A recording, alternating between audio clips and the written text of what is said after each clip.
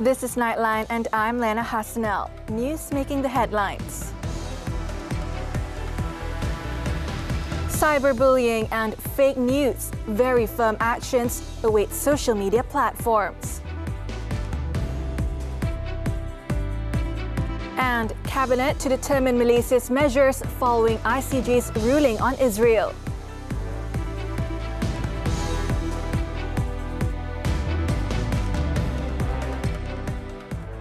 The headlining story.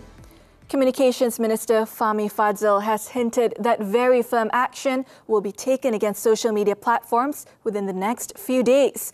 He said this was necessary as more Malaysians were grappling with social media issues such as scams, the dissemination of fake news and cyberbullying, which have led to suicides.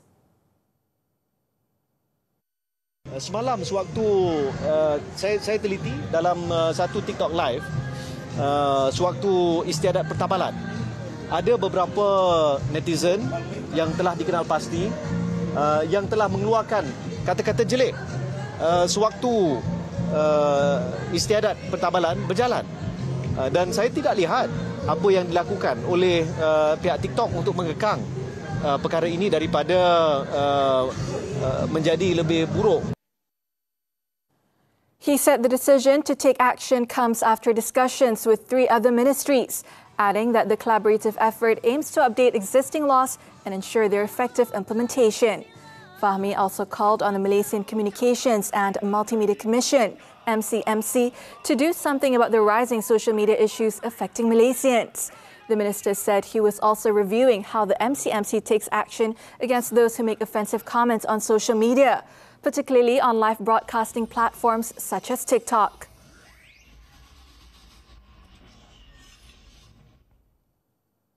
In a related matter, Minister in the Prime Minister's Department for Law and Institutional Reform, Datuk Sri Azalina Othman Syed, said a special 4-ministry task force will undertake a comprehensive review before proposing amendments to the Penal Code, or Act 574, aimed at combating cyberbullying, with the changes expected to be tabled in Parliament this October.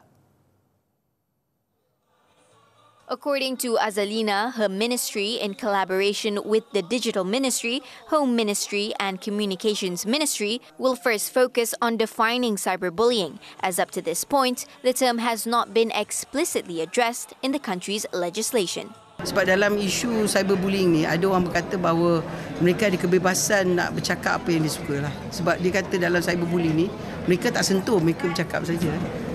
Jadi sekarang ni aspek jenayah tu ialah jenayah ni dia bukan satu one off lah. Dia buat scooping, dia buat doxing, dia buat intimidation. Lepas tu yang paling dahsyat tu dia buat inflamming, maknanya dia menggalakkan orang mewujudkan kebencian. Speaking to reporters after opening the Bukit Mertajam UMNO delegates meeting in Butterworth, Azalina said in order to better understand global best practices, there are also plans to organize an international legal seminar on online threats, drawing insights from countries such as Australia, Canada, the United Kingdom and Singapore. The initiative acknowledges the ongoing debate between upholding democratic principles and determining the boundaries of human rights. Malaysia will decide on its next course of action following the recent International Court of Justice ICJ ruling, which declared Israel's continued presence in the Palestinian territories as illegal. Prime Minister Datuk Sri Anwar Ibrahim stated the Cabinet during its meeting on Wednesday will decide on the steps that the government will take to respond to the ICJ's ruling against Israel. Malaysia tentunya mendukung keputusan itu, kerana keputusan itu berdasarkan fakta yang jelas tentang keganasan dan kekejaman Israel yang berterusan, dan oleh itu kita akan meneliti cadangan-cadangan dan kesan daripada tindakan keputusan itu. Last Friday, the UN's top court declared Israel's decades-long occupation of Palestinian territory was illegal and urged its immediate cessation. The ICJ said Israel is under an obligation to cease immediately all new settlement activities and to evacuate all settlers from occupied land.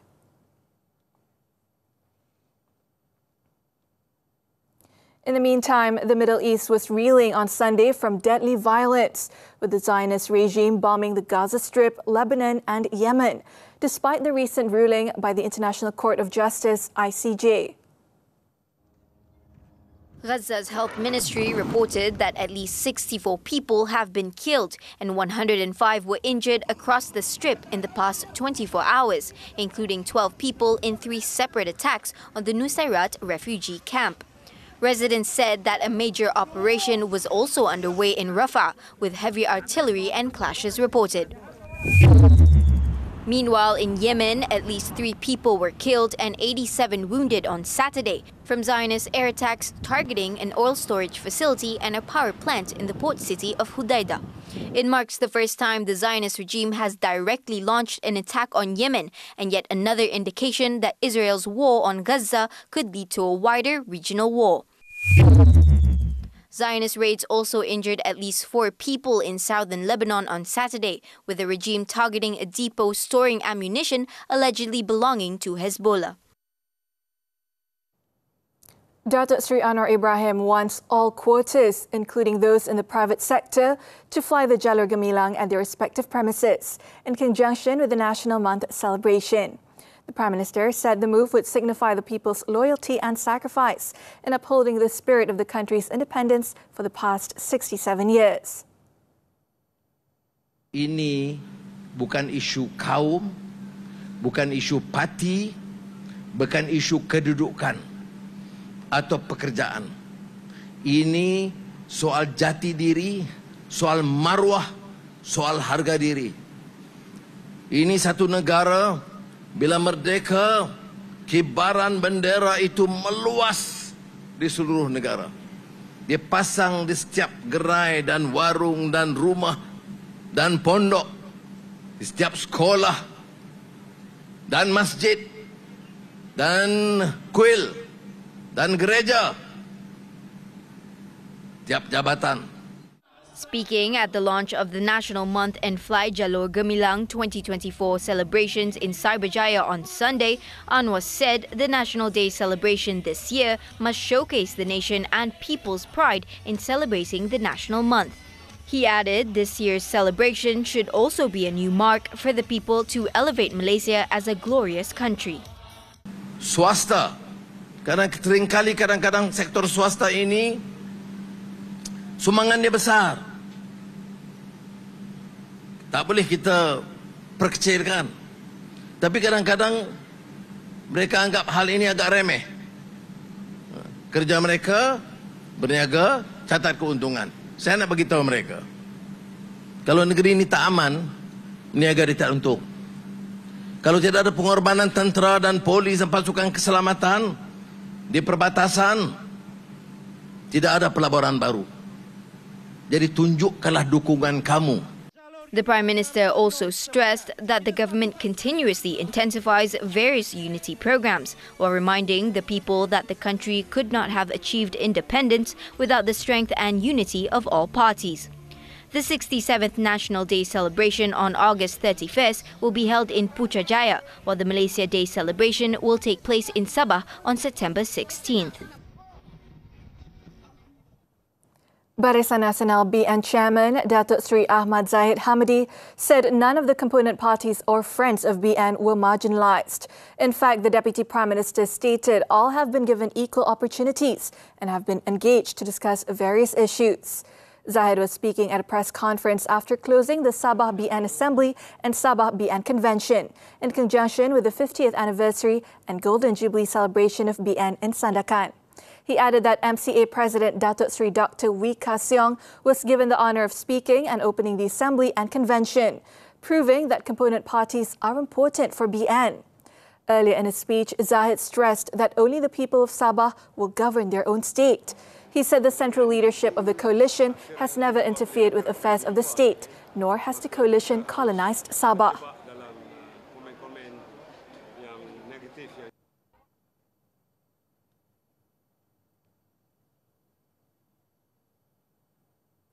Political leaders who practice party hopping could hinder the country's nation-building process.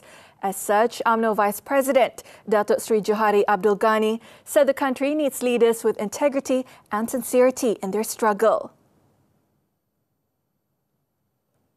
Apabila kita mempunyai pemimpin yang mempunyai jati diri, pemimpin yang ikhlas dalam perjuangan, dia tidak perlu melompat. Sama ada parti itu kuat atau lemah, dia tetap meneruskan perjuangan kerana banyak contoh-contoh yang kita lihat. Kuat tak semesti kuat selalu, menang tak semesti menang selalu, dan kalah tak semesti kalah selalu. Johari, who is also the Plantation and Commodities Minister, was speaking while appearing as a panel member in a forum entitled BN Membina Negara Bangsa, which was held in conjunction with the Sabah BN Convention in Sandakan. He emphasized that only leaders with a clear mission can strategize effectively to develop the country. As such, he urged BN Sabah to reject individuals who switch parties as leaders in the upcoming elections. Johari also said that the opposition can say almost anything, including about the Malaysia Agreement 1963, but as long as BN remains strong, it will continue to be respected, adding that BN is a coalition that truly represents a diverse society. A former lecturer from a public higher education institution and an ex-convict were among 4 people charged in separate sessions courts on Sunday for terrorism-related offences. No plea was recorded from any of the accused after the charges were read, as the cases fall under the jurisdiction of the High Court.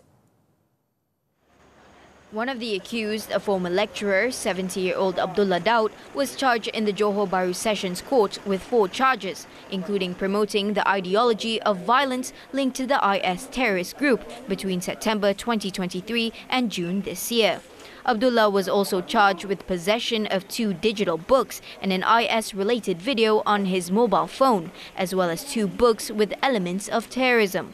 In the same court, a 48-year-old contractor was charged with possessing items related to the Daesh terrorist group on his mobile phone and laptop. Muhammad Awang was charged with committing the offence at his house in Tamandaya on June 23rd last year. The court ordered that no bail be granted to either accused. Both cases will be transferred to the High Court in Kuala Lumpur, which have been fixed for case management on September 18th. Meanwhile, in Kelantan, a former prisoner was charged at the Kota Bharu Sessions Court with 4 counts of possessing materials linked to the Daesh terrorist group. 40-year-old Nik Muhammad Salahuddin Zakaria, who had been imprisoned for a similar offence, was alleged to have items related to terrorist acts involving 1,020 photos, 26 videos and 321 articles on a mobile phone. Similar items comprising 378 photos, 36 videos and 244 articles were also found on another mobile phone belonging to him. He was also charged with giving support to the IS terrorist group by using a social media account and with being a member of the IS group by performing a bai'ah ceremony with an IS leader. In Segamat, a housewife, 39-year-old Irma Julianti Buang, was charged in the Sessions Court with 2 counts of giving support to the Daesh terrorist group through social media applications. She was also charged with possession of materials related to the group on her mobile phone and laptop, which were detected at Felda Muakil in Labis at about 7:10 a.m. on June 23rd. The court fixed September 23rd for case mention for the submission of expert reports.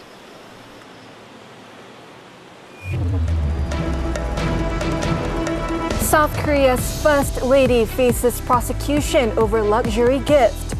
News from the foreign front when we return. Baik pasal pagi, suruh pukul 5. Saya bangun pagi, saya pakak bunga. Pokok bunga melutang tapi patah. Cik bertelur, ayam menetap.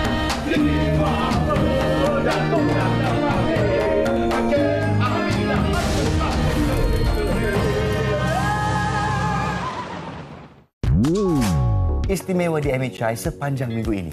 Pempengaruh temberang licik guna populariti untuk kaut keuntungan. Benarkah gangguan makhluk halus mampu jejaskan kesihatan mental? Victory! Mampukah hobi e-sports menjadi kerjaya? Pemberian nama anak, ketahui garis panduan Jabatan Pendaftaran Negara. Dan soal wang, projek rintis sistem e-invoice turut dibincangkan. Jangan lupa temu janji kita Isnin hingga Jumaat 9.30 pagi MHI hanya di TV3. Juga stream melalui Tonton. Korang tengah cari idea nak buat konten Get Ready With Me ke tu? Tahu nak buat konten POV tengok award show? Semua tu korang boleh buat je di TikTok Awards. Dapatkan tiket untuk tengok TikTok Awards secara live di www.tonton.com.my sekarang. Beli cepat tau kalau tak nak FOMO guys. Dan of course, dapat jumpa TikTok creator favourite korang nanti. TikTok Awards, realisasikan impianmu.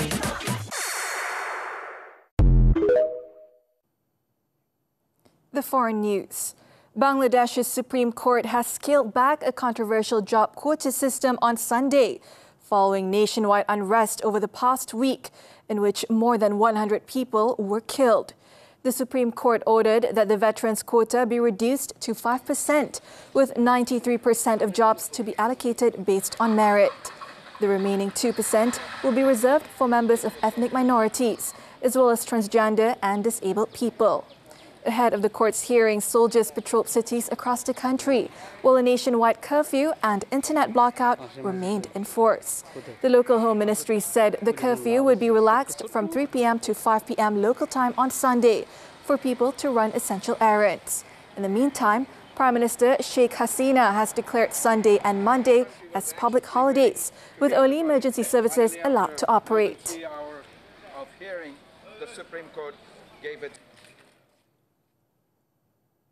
Back home, the Foreign Affairs Ministry has emphasized that the safety of Malaysians abroad remains a top priority in light of the current situation in Bangladesh. In response to the ongoing unrest, Malaysian students affected by the situation have been relocated to the High Commission building in Dhaka for their safety. In a statement on Sunday, Wisma Putra said that in addition to closely assessing the latest developments, the Ministry and the High Commission of Malaysia in Dhaka are considering all available options, including evacuation if necessary. The Ministry advised all Malaysians in Bangladesh to avoid protest areas, remain vigilant and adhere to the instructions of local authorities, including any curfew that may be in place, adding that it will continue to monitor the situation and provide necessary updates. The ministry also urged Malaysian students in Bangladesh to maintain regular contact and cooperate fully with the High Commission in Dhaka, stating that it has activated an operation room to facilitate communication with concerned family members. Out of 95 Malaysian students in Bangladesh, 2 have departed Dhaka with assistance from the High Commission as of late Friday. Moving on, at least 22 people were killed and 16 others injured after a truck and a bus collided on a highway in the Bolivian Andes on Saturday, in what police called the country's worst road accident of the year. The accident occurred on a road between Bolivia's town of Patacamaya and the town of Etambo Quemado in northern Chile, as the bus heading towards Chile on the busy commercial and tourism route linking the two countries. Initial investigations revealed that the truck crossed into the opposite lane while attempting to overtake another vehicle, leading to the fatal collision. According to officials, 14 of the dead have been identified so far, along with both drivers who were killed in the accident.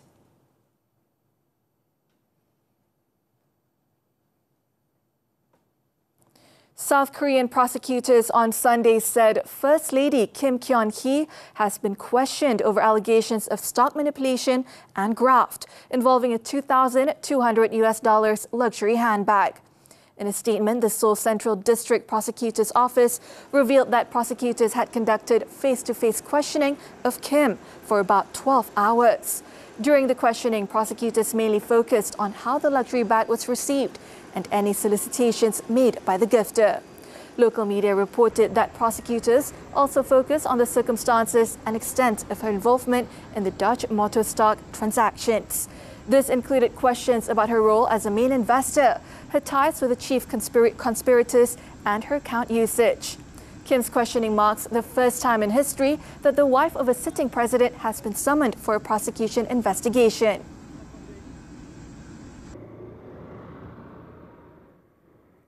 North Korea has resumed sending balloons carrying trash towards South Korea in an apparent response to the South restarting its loudspeaker propaganda broadcasts. In a statement on Sunday, South Korea's Joint Chiefs of Staff said that the new batch of rubbish-carrying balloons was headed towards the northern part of Gyeonggi. Seoul then warned that it will broaden the scope of its broadcasts if the North continues to send the trash-carrying balloons, describing the actions as low-class and stating that all responsibility lies with the North Korean military. The two Koreas have engaged in a tit-for-tat balloon campaign, with the North sending nearly 2,000 trash-carrying balloons southward since May, claiming it is retaliation for propaganda balloons launched by South Korean activists.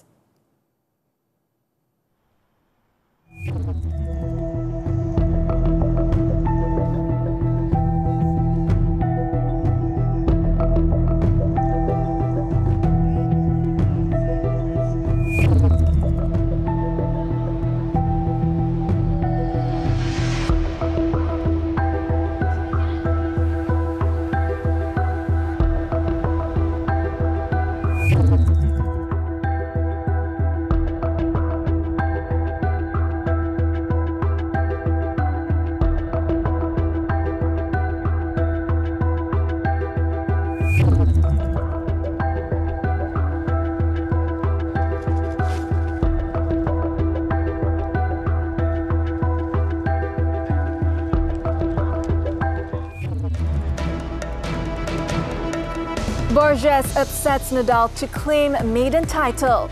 Sports when we come back. Wanita hari ini. Liyana, kalau nak bahagia kena banyak duit ke? Tak juga, macam-macam cara kita boleh cari bahagia. Okey, kalau cendawan kita boleh masak apa? Rasanya ada macam-macam menu boleh masak gula cendawan ni. Nantikan Selasa ni. Ambil dulu, bayar kemudian. Tak bagus. Hati-hati, takut terjerat dengan hutang. Kolesterol tinggi dalam kalangan wanita. Kenapa Nak tegur takut pula nanti kena marah. Alah, tak boleh ke nak tegur pasangan sendiri untuk kebaikan bersama kan? Semuanya di WHI TV3 dan stream ditonton. Wanita hari ini. Ambil masa 15 tahun, kita berbagaikan. Itu yang kita tambahkan dengan akak belauk dan kerana musim durian, mengapa kita tidak mencuba dengan akak durian? Masa tu air pasang pagi, air tengah penuh lah. Masa saya terjun air tu, memang saya tak nampak apa-apa. Terus benda tu menyerang saya, gatal. Terlalu gatal sangat. Sampai habis dekat belakang, sampai dekat lengan, sampai kat telinga ni semua habis lah.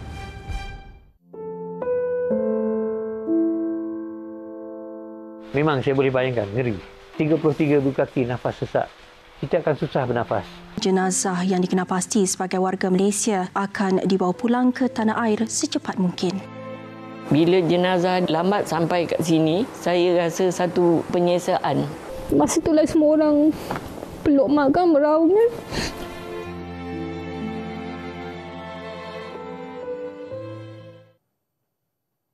We're back with sports. National Track Cycling Program Technical Director John Beasley is excited to see how his newest star, Nurul Izzah Izzati Asri, will fare in her 2024 Paris Olympics debut. Beasley, who has guided the national team since 2006, is pleased with how Izzah is improving with every session on the new bike, though he made it clear that she is not yet the finished product. Izzah, who has already won 3 Asian Championship gold medals, is being groomed to become a medal contender at the 2028 Los Angeles Olympics. In Paris, she will compete in both the Keirin from August 7 to 8, her favorite event, and the individual sprint from August 9 to 11. Izzah is expected to race alongside some big names, including current Keirin World Champion Elise Andrews of New Zealand, former Keirin World Champion Leah Friedrich of Germany, and Asian Games double gold medalist Mina Sato from Japan. On to tennis, the 2024 Swedish Open. Nuno Borges overcame tennis royalty to notch his maiden ATP Tour title by beating Rafael Nadal in the final on Sunday. The 7th seed eased past the 22 Grand Slam champion 6-3, 6-2 in just an hour and 27 minutes.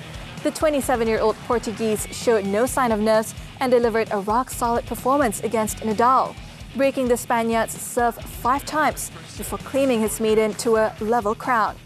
With this triumph, Borges ensured he will rise 9 spots to a career-high number 42 in the PIFA TP rankings on Monday. He is the 9th first-time title winner on the ATP Tour in the 2024 season so far.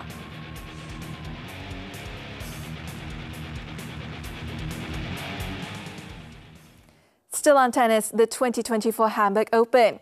Alexander Zverev is one step closer to clinching back-to-back titles in Hamburg after dispatching Pedro Martinez in straight sets to reach the final on Saturday. The top seed and world number 4 cheered his home crowd as he wrapped up a dominant 6-2, 6-4 win against the Spaniard. Zverev continued to pull clear of world number 1 Yannick Sinner for having the most tour-level wins of the year with 44.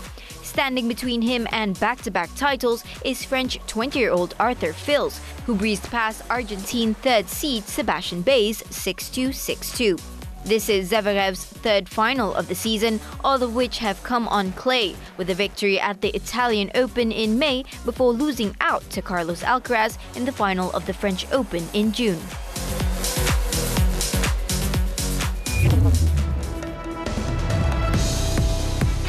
Coming up, man arrested over kidnapping of 2 girls. The details after this short break. Istimewa di MHI sepanjang minggu ini. Pempengaruh temberang licik guna populariti untuk kaut keuntungan. Benarkah gangguan makhluk halus mampu jejaskan kesihatan mental?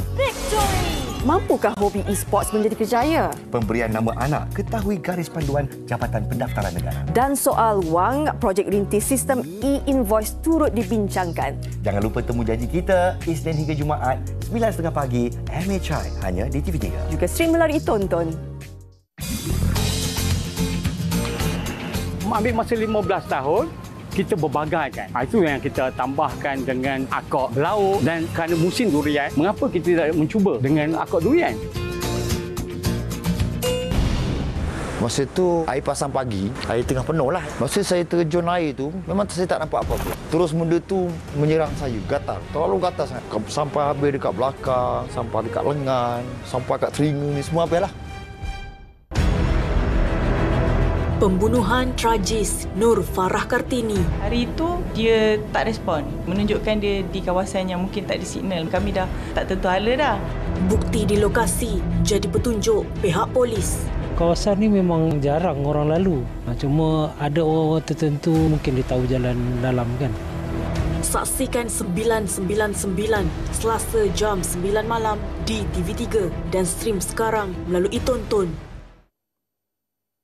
Nightline continues. The policeman arrested in connection with the murder of Nur Farah Kartini Abdullah is expected to have its remand order extended. Hulu Selangor District Deputy Police Chief, Deputy Superintendent Muhammad Asri Muhammad Yunus said the suspect will be brought to the Kuala Kubu Baru Court on Monday morning. In the meantime, police have completed the process of recording statements from several workers of a tapioca farm in Slim River, Perak to assist investigations. According to a source, police went to the tapioca farm in Kampong Klan Holt, Slim River on Saturday after the suspect revealed that he had gone to the farm and several other locations before the incident. Additionally, it was reported that a SIM card believed to be used by the suspect was being analysed by police. The 25-year-old Nur Farah Kartini was reported missing on July 10th before her body was found in a palm oil plantation in Kampung Sui Kledang, Hulu Selangor at about 6 p.m. on July 15th. A police lance corporal has been arrested in connection with the murder. A man suspected of abducting 2 young girls in Jeram, Kuala Selangor 2 days ago has been arrested by police on Sunday morning. The suspect is now under a 5-day remand for further investigation. Acting Kuala Selangor District Police Chief Deputy Superintendent Muhammad Ambia Nordin said police received a report about the kidnapping attempt on Friday. Investigations led police to a house in Jeram where the 32-year-old suspect was successfully apprehended at 2:40 a.m. on Sunday. According to Muhammad Ambia, the suspect did not attempt to flee and cooperated with authorities during the arrest, adding that police are still investigating the motive for the kidnapping. On July 19th, it was reported that 2 girls aged 6 and 8 were kidnapped by a man as they were playing in front of their house in Taman Ikan Emas at around 6:30 p.m. The girls were later found safe about an hour later, not far from where they were taken. The suspect allegedly lured the victims with a 50 ringgit note.